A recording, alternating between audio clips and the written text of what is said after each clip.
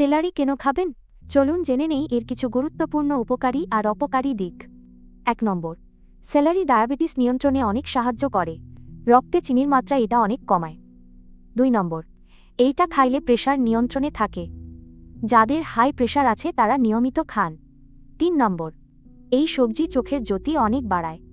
চোখ ভালো রাখতে প্রতিদিন এইটা চিবাইয়া খান। ৪ নম্বর, এই সবজি হার্ট অনেক ভালো রাখে। রক্ত চলাচল ঠিক রাখতে সালাদে এইটা খান। ৫ নম্বর, অতিরিক্ত খাইলে পাতলা পায়খানা হইতে পারে।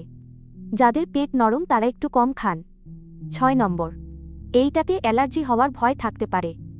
শরীর চুলকাইলে এইটা খাওয়া একদম বন্ধ করেন। ৭ নম্বর, কিডনির সমস্যা থাকলে এইটা না খাওয়াই ভালো। বেশি খাইলে কিডনিতে অনেক চাপ পড়তে পারে। সুস্থ থাকতে নিয়ম বুইঝা সবজি খাওয়ার অভ্যাস করেন। বাজার থেইকা টাটকা সেলারি আইনা আজই খান।